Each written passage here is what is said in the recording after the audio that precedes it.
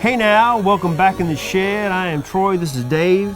Hello. Today we're talking about the top 3 rock albums of the 80s. I gathered my list from basically albums that lived in my cassette player at that time.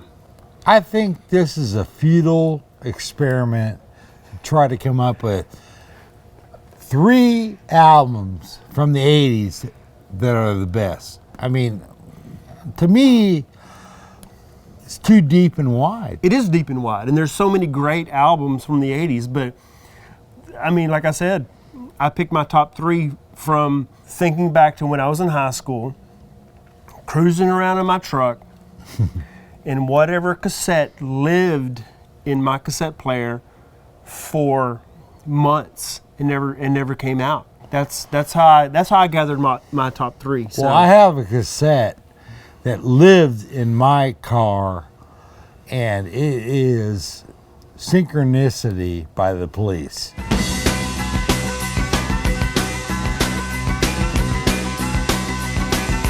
You want to talk about an album that was huge. It came out in, I think it was 83. I was in college, Yeah. but I was doing internship in Raleigh, and that came out, and man, so many great songs. Of course, you know, Every Breath You Take. Every breath you take, and every move you Wrapped Around Your Finger. I'll be wrapped around your finger. King of Pain. It's my destiny to be the king of pain. That album spent 17 weeks at #1. Wow. One of the biggest albums of the 80s for sure. And I actually got to see them on that tour, the Synchronicity tour, which was their last tour before they hung it up. They came back later and played a couple shows or whatever, but it was like one of the second to last shows. I saw them in Greensboro, North Carolina, and I had like obstructed view tickets because it sold out. I had to stand out in the freezing rain. I mean, it was like one of those Texas ice storms to get tickets, because you used to have to go to a record store to get these tickets. And I got them. You couldn't buy it online back then. No, you couldn't buy them online. So I finally got out there, got my 2 tickets, and I found out it was obstructed view, but it was behind the stage, and I was sitting behind the stage, and really what blew my mind was Stuart Copeland's drumming.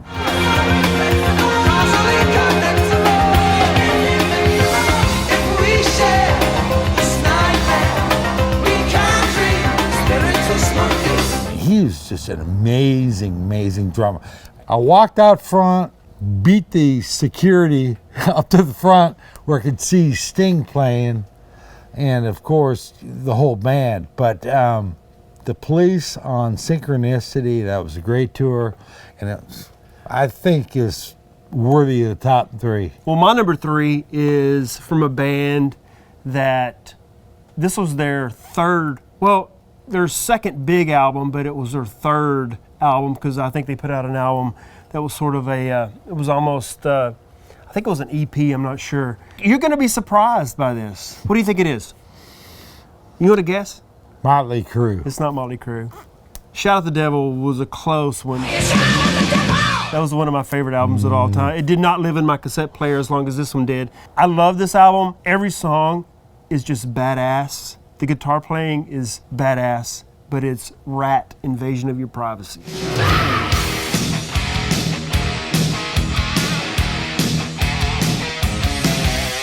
Really? I thought you were going to say Out of the Cellar.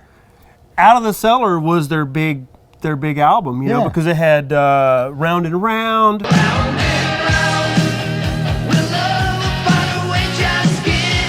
It had Wanted Man.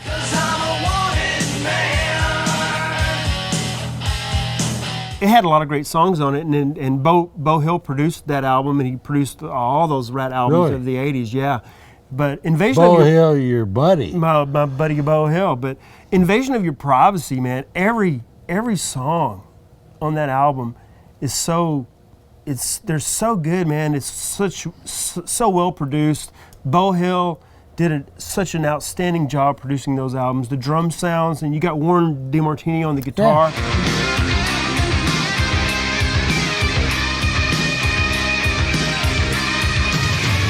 He is a monster on guitar because he's got these long fingers that can just like hit these notes. Warren is a great guitar player. I mean, you know my feeling about hair metal. I'm not really into them, but I could appreciate Crosby and Warren as their dual guitar leads. They were great, tandem guitar leads.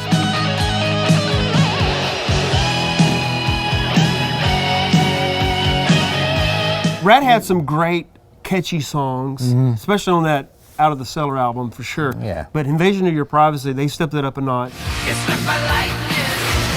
You're in love.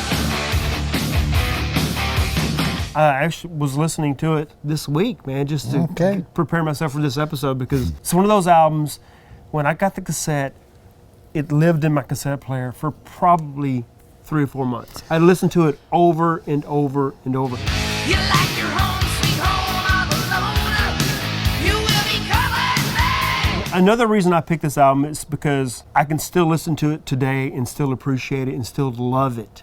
Because there's a lot of 80s albums that I grew up with that I loved at the time, but I go back and listen to now and I'm like, it's not as good as I thought it was.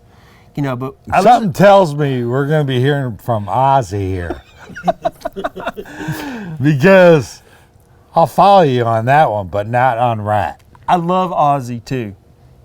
Maybe it made my list, maybe it didn't. So anyway, what's your number 2? Well, number 2 is Texas Flood by Stevie Ray Vaughan.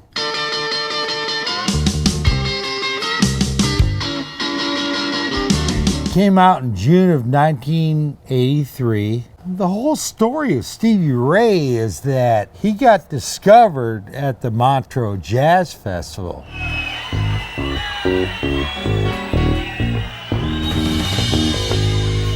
And he only got the ability or the opportunity to play there is because of his producer that plucked him out of nowhere and said, you need to go ahead and go and play at Montreux. And of course, Stevie played at Montreux, and it's a very famous episode where, it was like kind of jazz kind of stuff. And Stevie comes out and he's just killing it.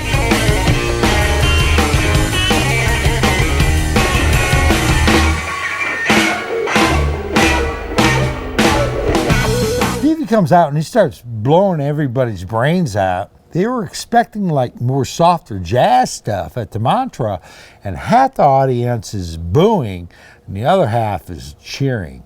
That kind of led up to the reaction, which was not very favorable, as if we kind of really interrupted something. What happened that night is that David Bowie and Jackson Browne happened to be in Montreux at that time, and I think Jackson Browne told David Bowie, you need to come out here and check out this guy, man. He's just amazing. Stevie played his set, and afterwards, Jackson Browne said, hey, man, you need to cut an album. I got a studio out in L.A. I want you to come out. And Stevie did. He went out there and cut it.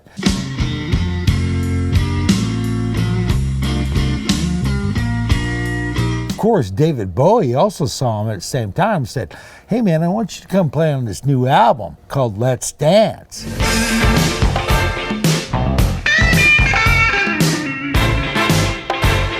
I don't know if it's called that at that point, but Stevie went ahead and went in the studio with Bowie and played Let's Dance. Of course, if you listen to China Girl or you listen to Let's Dance, you can hear Stevie all over it.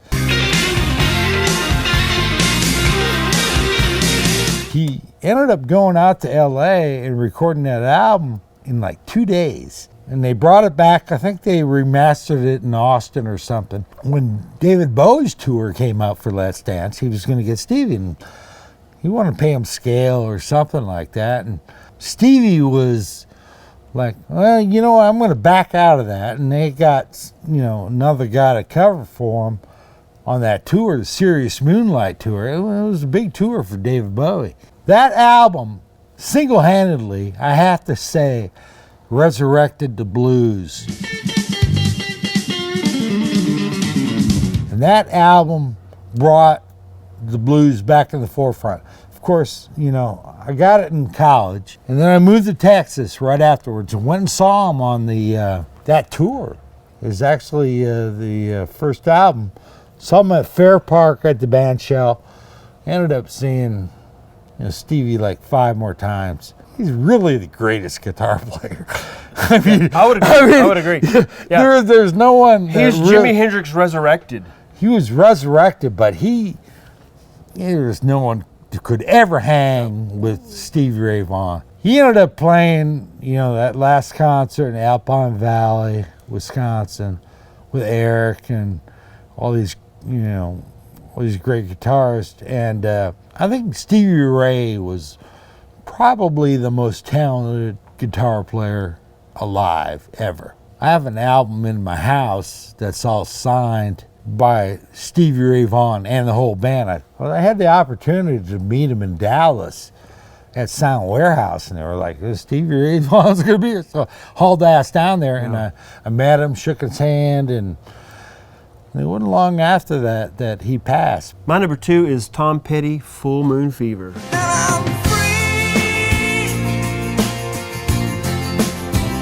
It's not the second time you brought that up. I love Tom Petty.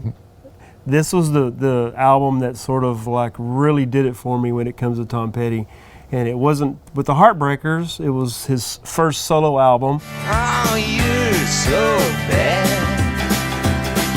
But it did have some Heartbreakers in it. It had Mike Campbell, and I think Ben Montench was in it. Sure. And he had like some guys from the Traveling Wilburys that played on it. Yeah. You have I think George Harrison played on it. Really? Jeff Lynne. Didn't know that. Yeah. They had a lot of the Traveling. Everybody but Bob Dylan from the Traveling Wilburys. Even Roy Orbison sang on it. Really? Yeah, some background vocals. Yeah. Dancing at the zombie zoo. Dancing at the zombie zoo. Man, I listened to that album so many times, over and over and over. So many, like, I'm really bad at remembering lyrics, That's But I right know- around 1990, though. It was 1989. 1989. 89, so Yeah. squeaked in. Squeaking what? 80s. I'm squeaking in the 80s. Yeah, 'cause it was 89. Yeah. I was a senior in high school in that, or I maybe had just graduated from high school at that point. But that album, I listened to it so many times. You were just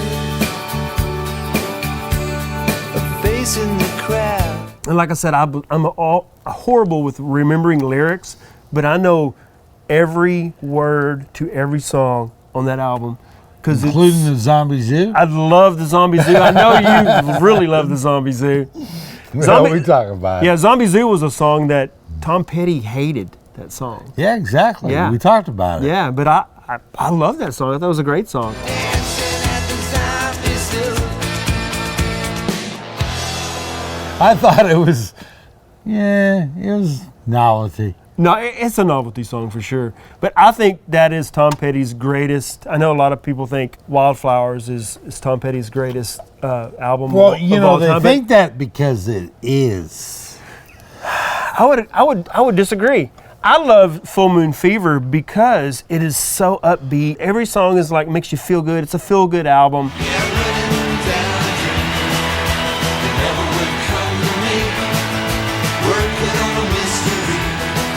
Wildflowers, I had a little more acoustic stuff going on. I love that album too. I love every Tom Petty. Tom Petty is my favorite. He's my favorite rock band or rocker of all time. So, but Full Moon Fever is my number 2 rock album of all time because I guarantee you that cassette, because we had cassettes back then. Well, we're it stayed talking in my about cassette. we're talking about the 80s. Yeah, so I probably put it in the 80s and then it carried over into the 90s. So And does it still count? Carried over into your all-encompassing life. Pretty much. Because it's pretty much. basically one of your top 3 albums of all time. It is. I love Right. it. I love it. What's your number 1? My number 1 is U2, The Joshua Tree.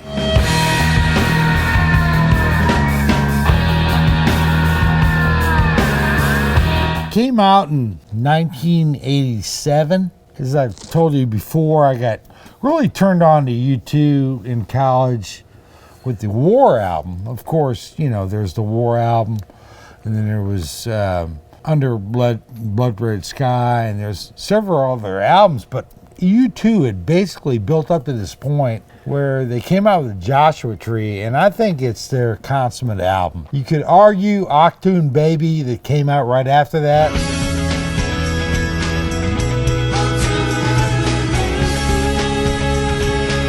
U2, Joshua Tree, saw him on that tour. I took my gal to go see him at the Fort Worth Will Rogers. And it was a great concert, just amazing concert.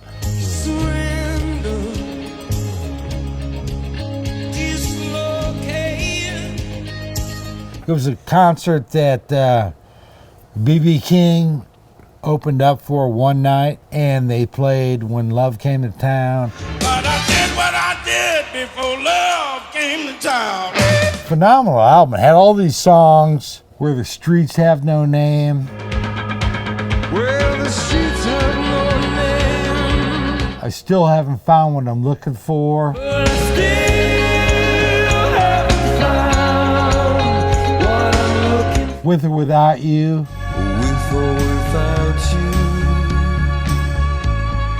With or without. Bullet to Blue Sky.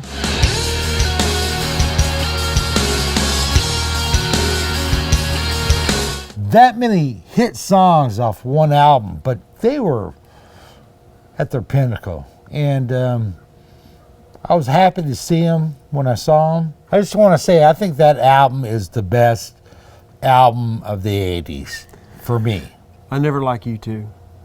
I know, you're fucked up, man. I thought they were boring. They're not boring, dude. They're so diverse. They have come out with What do you think, T? You like U2? It's hit and miss with me with them, but overall, I do believe that they're a pretty talented unit. I would agree they're a talented band. Mm-hmm. I just never really liked their songs too much. Well, you like, I like hair Motley, metal. I like Motley Crue, Shout the Devil, man. I know. So I'll put Motley Crue, Shout at the Devil So up does against. Bono, so it's I'll put it up against U2 Joshua Tree any day of the week, because, dude, I'm just saying, maybe when you're old and gray and laying in your bed, it'll hit you. Maybe so. That's coming close. It's getting close. I can feel it. I can feel it. My number one is, oh my God, I love this album. It's Guns N' Roses' Appetite for Destruction. Welcome to the jungle. We got fun and games. We got everything you want. How do we know the name? When that album came out in 1987, I think it came out in the summer of 87, I maybe had heard a song or two, but I remember my mom got me the cassette for Christmas. And I swear I'm not You got even. a cool mom. I did have a cool mom. She always got me like the best music. I'm not even lying. 87, you were like I was 16. 16. Yeah, I was 16. So when that came out and I got the cassette, I'm not even lying, it lived in my cassette player for a year. I just played it over and over and over and over. It was such a badass album because it was so raw and raunchy and heavy. 'Cause I got something I've been building up inside for so fucking long. Man, to get me. And it wasn't, Bum bum bum ba-dum, ba-dum, bum bum bum bum bum. you know, you got like, it's so easy. when everybody's trying to please me. Cars are crashing every night. Women dancing with Mr. Brown.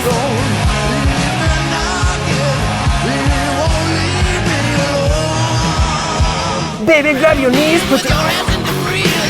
Doing that grind with a push and squeeze. You know, I can't deny, Dude. what Guns N' Roses, 87? 87. When they came out of nowhere, I mean, they really shook up, because there was a lot of shitty hair metal, Yeah. which you Oh, were yeah. into at the time, but they Wait, were I was a teenager. What the hell It did was I kind of know? like we talked about Living Color the other day. In 87, you had like Living Color, and you had a few bands like Guns N' Roses that were, LA Guns was another one that was. I'll just say, just take two.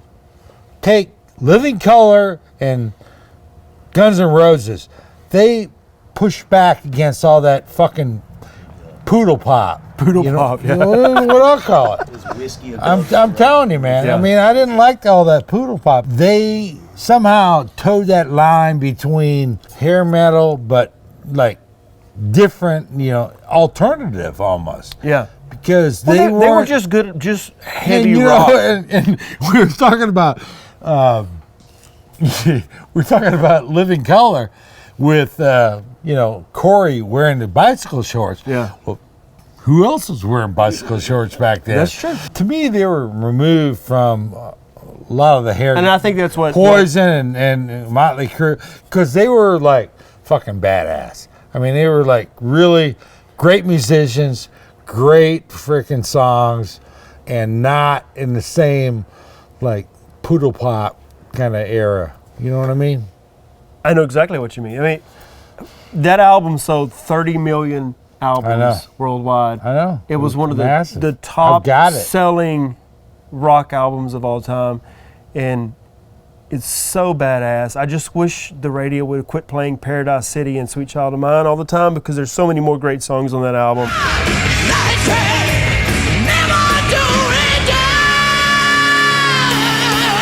So what are your top 3 rock albums of the 80s? Leave a comment below, let us know, and make sure to get some of our merchandise. We got some cool stuff. You can click the link below, leave a comment. What's your No top? koozies. What's your, we got T hanging out with us. What's your top 80s.